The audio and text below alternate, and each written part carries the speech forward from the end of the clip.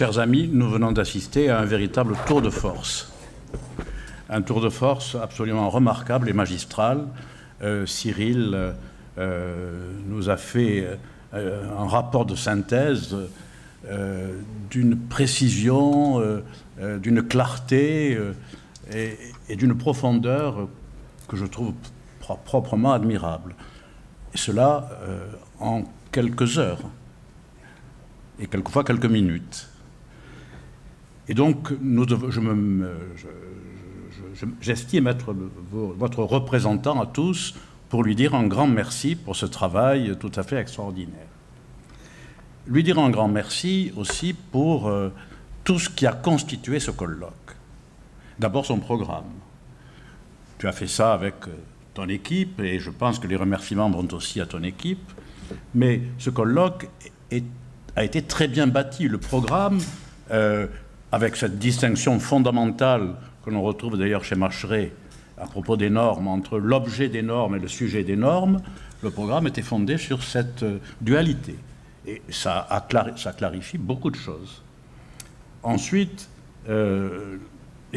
l'ensemble des communications a été très bien articulé, en fait tout s'est très bien passé. Et ce que je voudrais ajouter, au-delà de cette satisfaction intellectuelle, c'est qu'il y a eu aussi, dans ce colloque, beaucoup de raisons d'être heureux de toutes les relations que nous avons eues pendant ces 2 jours.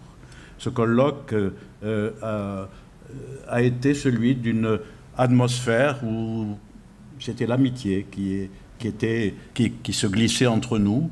Moi, j'ai parlé avec beaucoup d'entre vous, personnellement, et ce que nous avons dit, c'était à la fois chaleureux et fructueux. Et je tiens à vous remercier tous aussi pour ces conversations que nous avons pu avoir et qui m'ont beaucoup apporté, au-delà évidemment de la substance majeure et fondamentale que vient de rapporter notre ami Cyril. Alors on m'a demandé de conclure, mais ça, c'est ma faute. Parce qu'au départ, Cyril, tu m'avais proposé d'intervenir au début, et je t'ai dit non, parce que j'ai rien à dire. Je venais de finir un travail sur Foucault, justement, et ce n'était pas la peine que je vous redonne un travail par oral que vous pouviez trouver dans la revue interdisciplinaire d'études juridiques, dans toutes les bibliothèques. Donc, ouais, tu m'as proposé de conclure. Seulement, conclure, c'est quoi? C'est terminer. Et d'ailleurs, vous avez hâte que ça termine, mais je serai bref. Conclure, c'est terminer, et constater que l'on est arrivé au bout du chemin. C'est aussi, par là même, clôturer, clore, par un constat d'achèvement. Et je vous dirai alors que je n'ai pas du tout envie de conclure. Alors, soyez tranquille, je ne devais pas partir vers de nouveaux développements importants. Parce que je n'ai pas envie de conclure parce qu'il n'y a pas de bout de chemin. Parce que, pour un chercheur, ce qui est recherché, c'est une formule que j'aime dire, que j'ai toujours dit à mes étudiants tout au long de mes cours, pour un chercheur, le but, c'est le chemin lui-même. C'est le chemin lui-même. Et alors, on peut seulement prendre le temps de s'arrêter un instant et de porter son regard un instant sur ce qui a été parcouru, porter un peu son regard en arrière, comme l'ange de l'histoire qu'évoquait Benjamin. Et ce regard que je porte sur ces 2 jours, pour toutes les raisons que nous venons de dire, est un regard d'un homme heureux.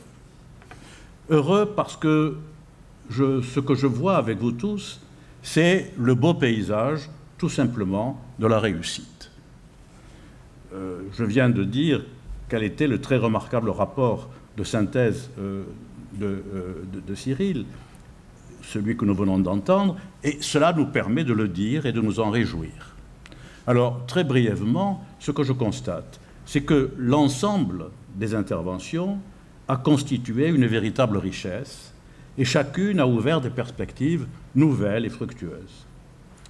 Et au-delà de ce constat, ce qui m'a paru important dans ce colloque, et mon âge déjà important fait que j'ai assisté à beaucoup de colloques, ce qui est important, au-delà de ce constat, c'est le véritable pluralisme de perspectives qui a été dégagé par et dans nos débats. pluralisme à l'intérieur de notre discipline juridique, où se sont rencontrés, mêlés, les regards des privatistes et des publicistes, trop souvent séparés, on ne sait d'ailleurs pas très bien pourquoi ils sont séparés, et ceux très précieux aussi des historiens du droit.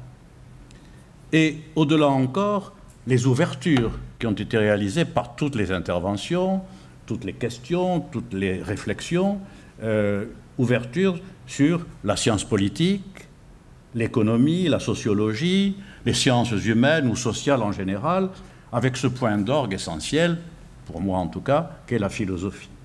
Car on peut dire que Michel Foucault relève de toute cette ouverture dont je viens de vous parler sur l'ensemble des sciences humaines et la philosophie. C'est d'ailleurs un peu le miracle des études sur Foucault qui, par l'ampleur des perspectives qu'il a dégagées et leur originalité autour de la notion de norme dans son œuvre, permet ce grand angle d'analyse. Grand angle d'analyse, mais en même temps, on s'est aperçu, vous vous êtes aperçu, que sur chaque question abordée dans ce colloque, la plus particulière, la plus spécialisée, la plus technique, on l'a vu le premier jour et le deuxième.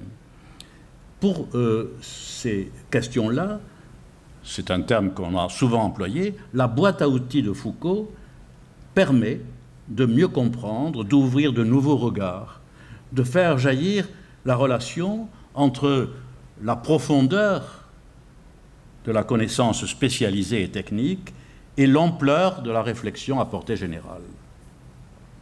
On a pu constater aussi que le chemin suivi par Foucault est aujourd'hui celui qui nous permet de comprendre ce qui se passe dans notre monde actuel, de comprendre le droit de notre temps, le droit global par exemple, et les relations entre les normes disciplinaires et les exigences du capitalisme, que je n'avais pas bien vu pour ma part et ça m'a beaucoup intéressé.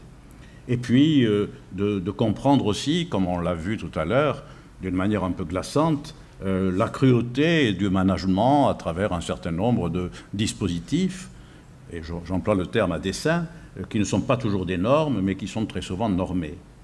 Et donc, je pense que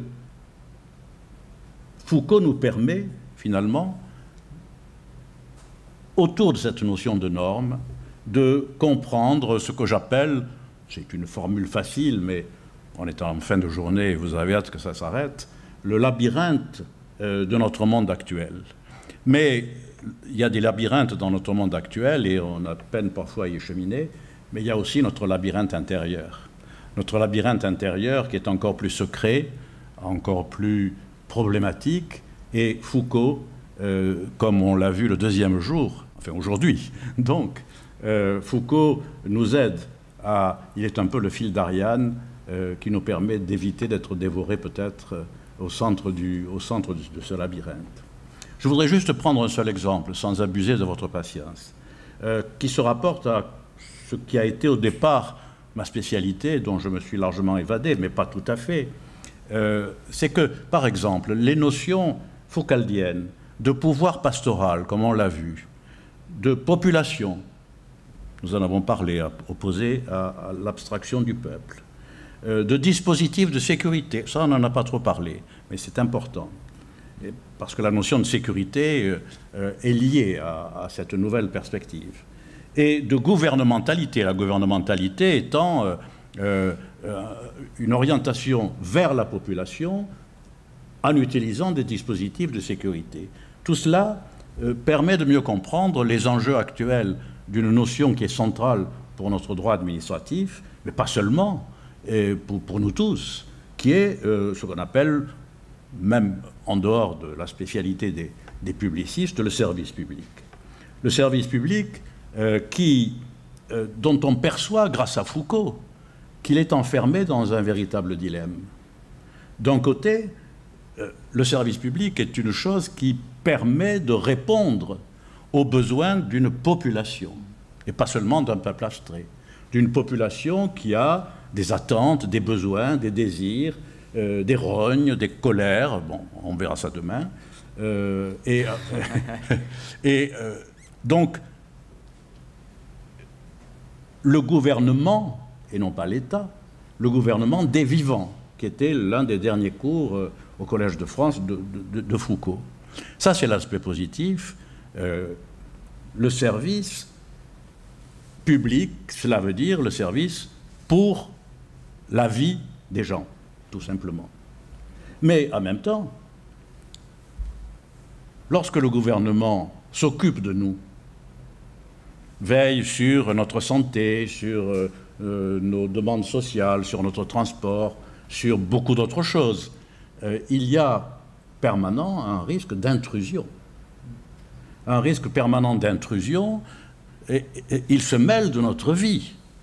Et il y a des moments où on préférerait qu'on ne se mêle pas de notre vie. Et donc nous sommes partagés entre le besoin de protection et le besoin de liberté. Et ça, Foucault nous le fait comprendre. Les administrativistes ne se posent évidemment pas la question, mais je pense qu'il faut la poser. Il y a un problème fondamental dans la notion de service public, qui est sa positivité du service et sa négativité de l'intrusion dans tous les interstices, comme Foucault l'a si bien analysé, tous les interstices de notre vie et des relations de pouvoir que nous avons dans ces interstices. Et là, l'État s'en mêle. Faut-il qu'il s'en mêle toujours? La question reste posée. Voilà. Et en fait, on a bien parfois l'impression que aujourd'hui, parce qu'il y a la gouvernementalité, mais il y a toujours l'État. Vous savez, je voulais souvent, on en a parlé déjà hier et aujourd'hui. Chez Foucault, la successivité se prolonge par la simultanéité. Ce qui est successif est simultané. Donc il y a bien la gouvernementalité avec le service public, mais il y a aussi l'État traditionnel, l'État souverain, l'État qui, en quelque sorte, pèse sur nous de manière classique parfois, souvent même, par des formes d'oppression. Et alors nous sommes pris entre l'oppression et l'intrusion. C'est pas toujours marrant, mais c'est aujourd'hui le rapport que nous avons avec le public, enfin les personnes publiques, l'État et la gouvernementalité. Voilà, c'était juste pour vous donner un exemple sur lequel j'avais réfléchi, puisque c'est un peu ma spécialité. Au départ au moins, la question administrative, notamment du service public et de la puissance publique. Voilà. Alors, en terminant, je voudrais simplement vous dire que ces propos conclusifs, loin de clore, sont pour moi, au contraire, la recherche et l'occasion d'une ouverture. Voilà. En cette fin de journée, à cette fin de colloque, la porte s'ouvre. Et le chemin est devant nous, il nous attend. Il faut reprendre notre marche, enrichi par ce que nous avons déjà parcouru, inventer de nouveaux chemins, de nouvelles perspectives, prendre, selon une expression de Jorge Luis Borges, des sentiers qui bifurquent et éviter, si on peut, les autoroutes. De nouveaux colloques nous attendent. J'espère qu'ils seront, je suis sûr qu'ils seront, puisque Cyril s'en occupera, avec d'autres, sur la même ligne, c'est-à-dire des interrogations fondamentales sur à la fois la théorie et la pratique de ce qu'est notre droit. On a parlé d'un colloque sur Derrida, on a parlé d'un colloque sur ce que je souhaiterais sur Agamben et sur d'autres grands penseurs qui d'ailleurs, je pense notamment à Agamben, prolongent fondamentalement la pensée de Michel Foucault. Voilà. Alors Foucault, de son livre « L'usage des plaisirs », qui avait été écrit 8 ans après 8 ans de silence, pardon, travailler, c'est penser autrement que ce que l'on pensait auparavant. Eh bien, écoutons Foucault et laissons le vent de l'avenir porter loin, le plus loin possible, les graines qui ont été semées pendant ces 2 jours. Merci.